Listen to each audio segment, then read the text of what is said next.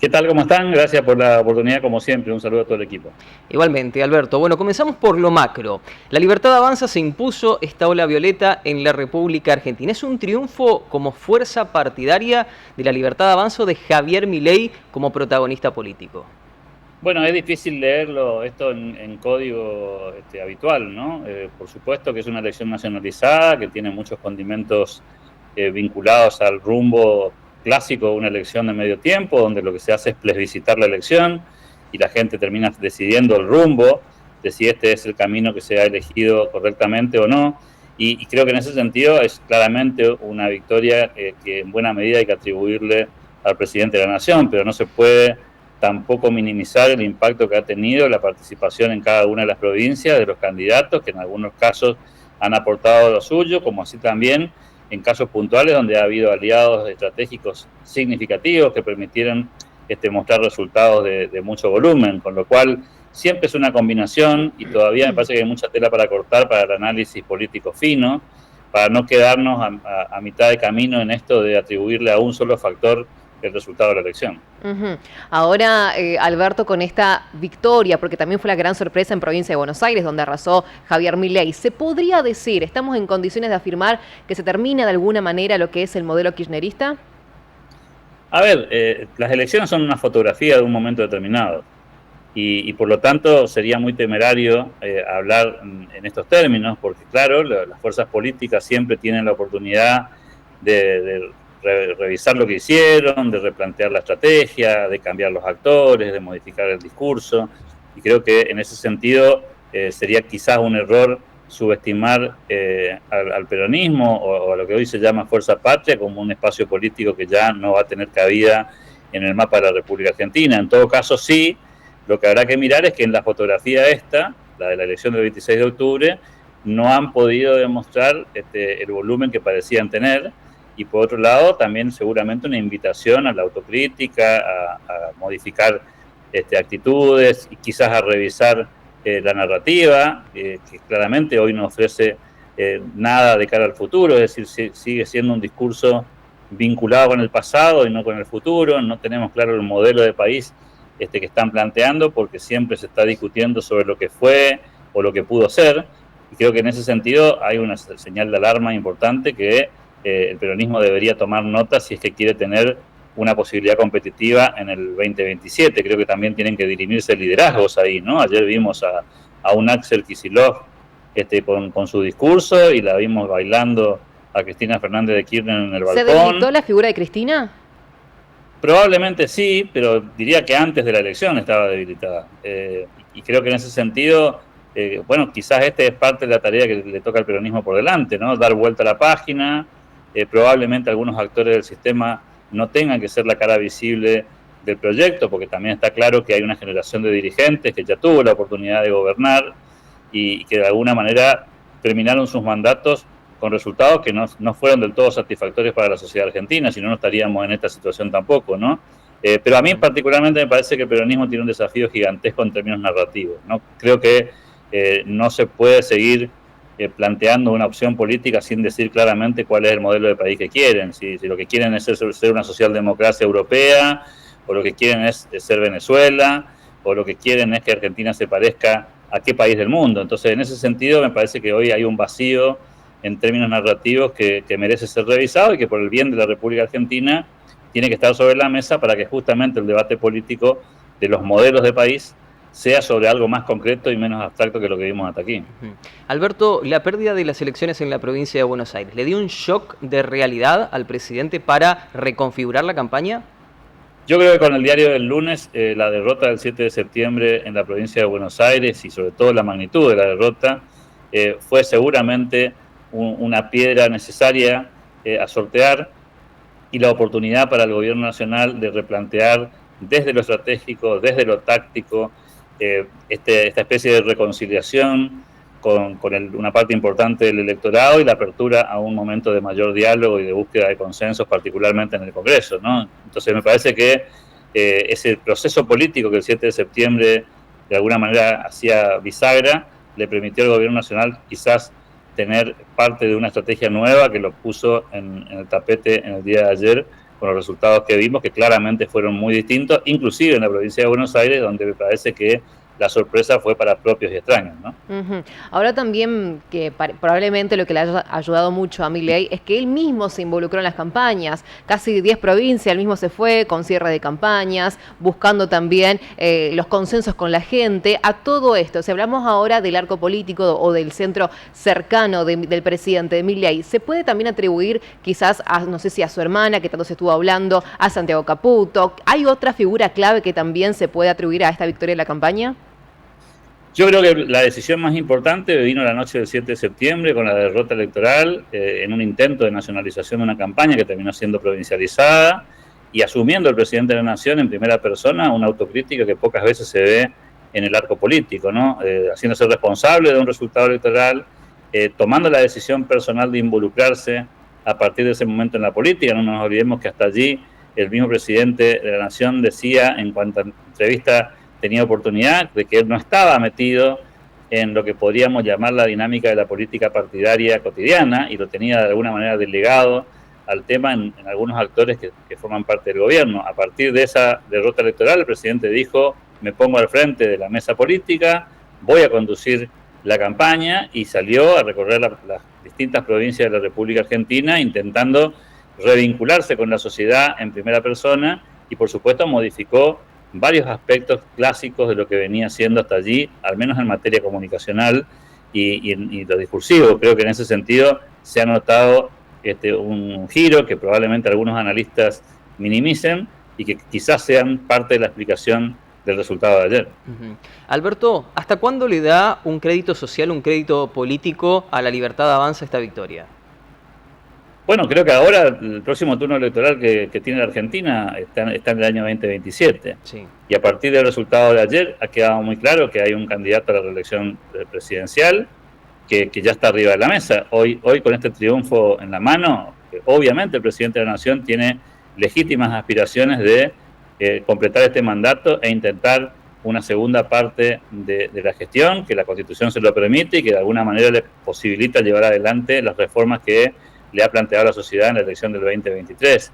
Del otro lado veremos cómo se plasma la aparición de nuevas figuras, de un espacio político intermedio como intentó Provincias Unidas, o eventualmente de un peronismo, fuerza patria, como le quieran llamar, que busque ser el contrapeso en la oferta política presidencial. Pero me parece que no deberíamos cometer el error de creer que esta es una fotografía que vamos a tener que estar validando cada 15 minutos, porque buena parte del caso de Argentina en su historia política contemporánea es esto de enroscarse en la discusión cotidiana de la fortaleza o no de un gobierno, en vez de comprender que los mandatos presidenciales son en Argentina de 4 años, que hay una elección de medio tiempo cada 2, y que la gente tiene una oportunidad muy concreta de opinar en un acto electoral, y a partir de ahí hay que trabajar en las políticas públicas que cada espacio propone. Yo no creo que tengamos que estar otra vez enroscados en esto del día a día, a ver qué pasa mañana, a ver qué pasa la semana que viene, a ver si el presidente tiene o no tiene apoyo.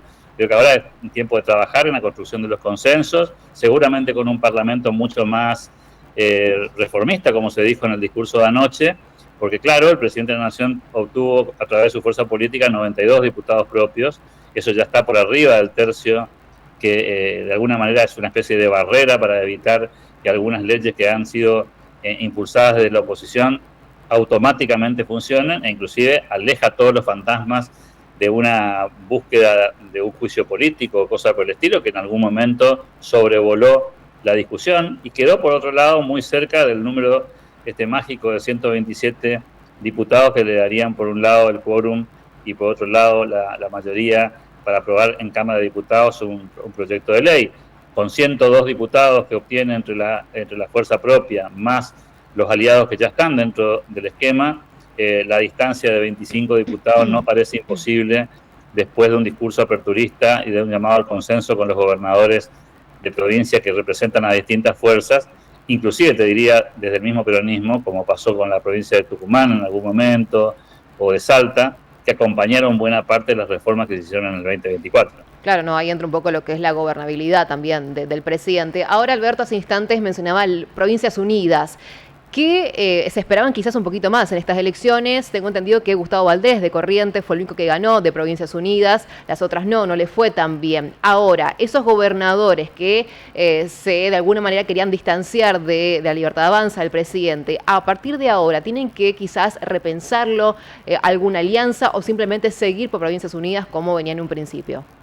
Bueno, veremos cómo se configura eso. Yo no sería tan generoso en el comentario. Para mí, la elección de Provincias Unidas, en términos de las propias expectativas que había generado ese espacio, fue literalmente un fracaso, ¿no? En la provincia de Córdoba, que es una provincia tradicionalmente ganadora, salió segundo, el gobernador Puyaro salió tercero en la provincia de Santa Fe. Es decir, no estamos hablando de pequeños tropiezos electorales, sino estamos hablando de una derrota bastante contundente en las dos provincias más importantes que tenía ese espacio político en términos del volumen. A Gustavo Valdés en Corrientes le va razonablemente bien, pero muy por debajo de las expectativas que tenía el propio espacio político. ¿Es una derrota de Gustavo Valdés? También se lo puede, si bien ganó, pero ¿se puede considerar como una derrota? No sería tampoco tan dramático. Creo que es un triunfo ajustado contra una expectativa que había de ganar la elección en Corrientes con bastante más margen, e inclusive con la aspiración de meter el segundo diputado nacional. Eso finalmente no ocurrió, ni estuvo cerca de ocurrir, y creo que es un dato que seguramente la dirigencia política de Corrientes va a tomar nota, ¿no? La Libertad Avanza no solamente quedó a un punto del gobierno de Corrientes, sino que le ganó de distritos importantes en la provincia, ¿no? Ganó en la capital correntina, ganó en el departamento de Santo Tomé, en Montecaseros, en Mercedes. Digo, hay también un dato de color para aportar, como también el peronismo ganó un montón de departamentos en la provincia de Corrientes, y ese también es un dato para tener en cuenta, a pesar de que aparece en la grilla con una distancia un poco más larga que la primera y segunda fuerza.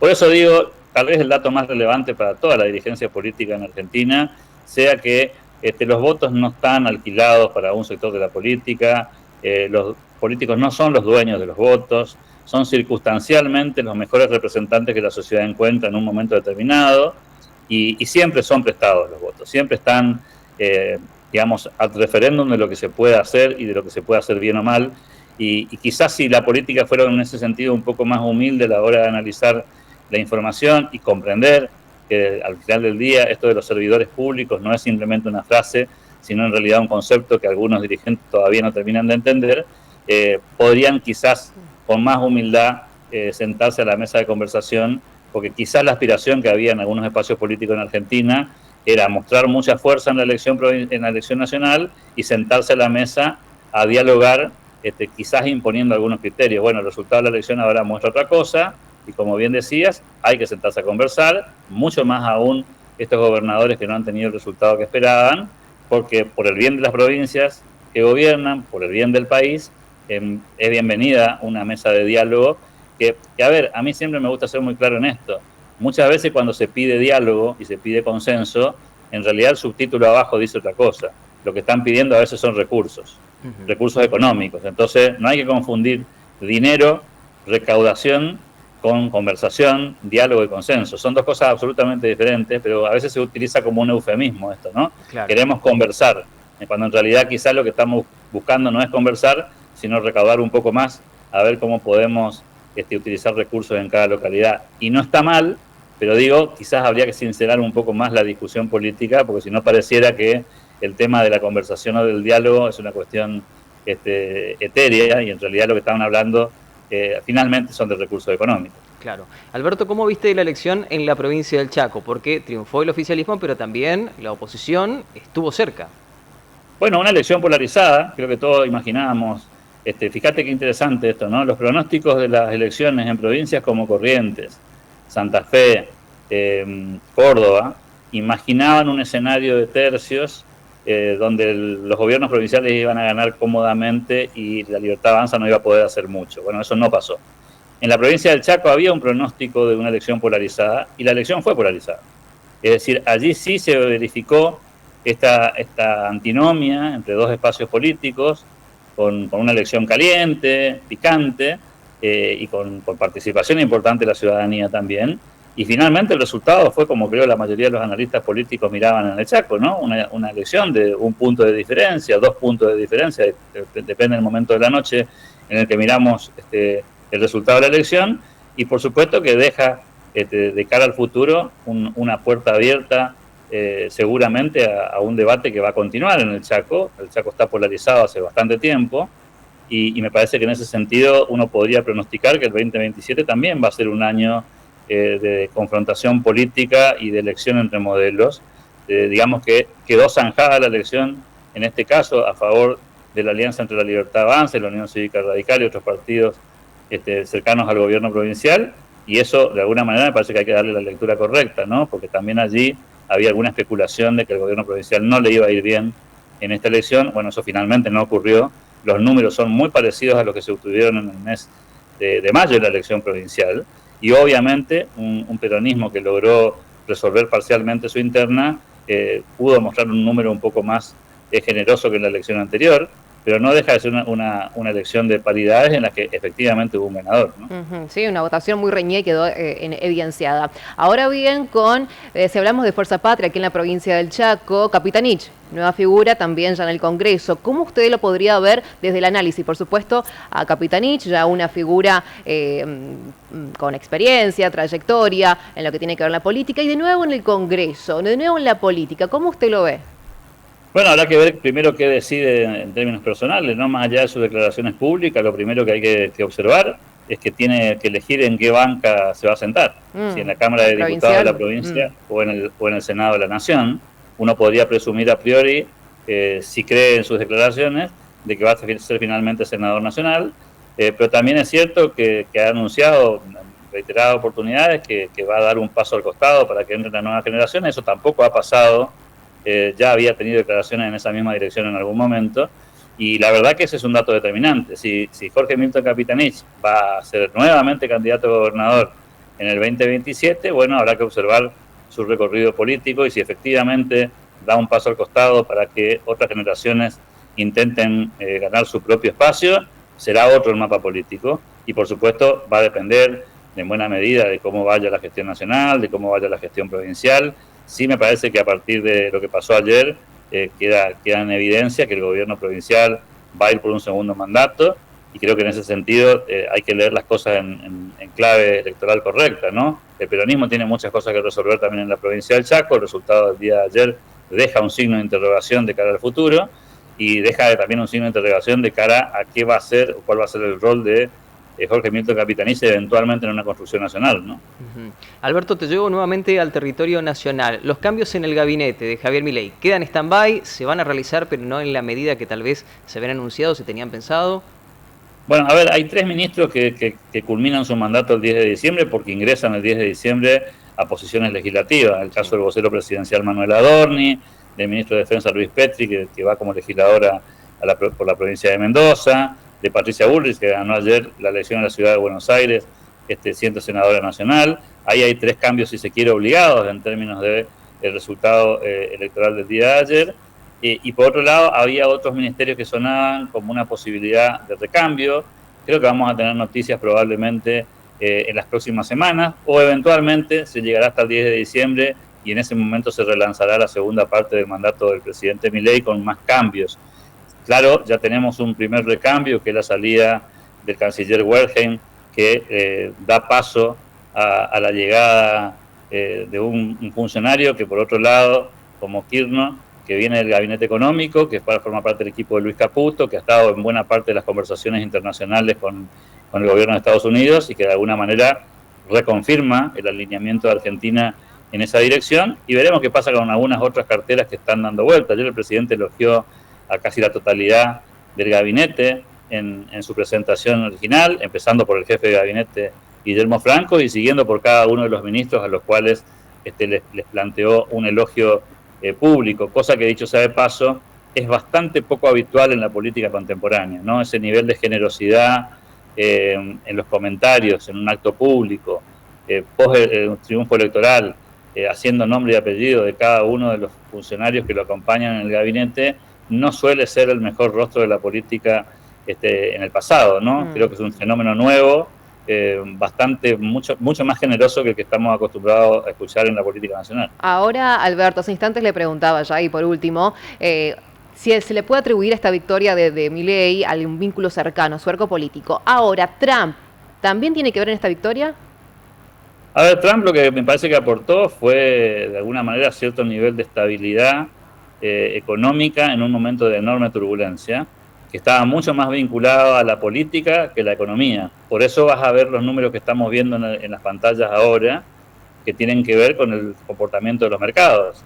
Si hoy el dólar bajó, si las acciones argentinas subieron, si los bonos soberanos se recuperan, claramente eso tiene mucho más que ver con la macroeconomía real que lo que vivimos en las últimas 3, 4 semanas, donde vivimos tiempos de turbulencia que tenían mucho que ver con lo electoral y casi nada que ver con la economía real. Porque si no fuera así, hoy estaríamos con los mismos números que teníamos el viernes. Y claramente lo que permitió seguramente el apoyo de Estados Unidos es de alguna manera surfear la ola de un momento de inestabilidad política y de turbulencia económica, particularmente en el mercado de cambios, que de alguna manera nos permitió llegar a la elección con mucho menos dramatismo que lo que finalmente sucedió. Ahora, ¿cuánto del aporte de Estados Unidos tiene que ver con el resultado electoral? Es muy difícil saberlo. Yo honestamente no creo que haya habido un solo votante que fue a votar porque siente que Estados Unidos te acompañó. Creo que en todo caso sí, hubo mucha gente que consideró que había que aprovechar el momento político y geopolítico de Argentina porque somos un poco la envidia del mundo. Claro, palabras que influencian sobre todo y que tiene que ver con el presidente también, y veremos qué pasa también en materia política, materia económica, que en breve también vamos a analizarlo. Alberto, muchas gracias, muy amable como siempre. Gracias.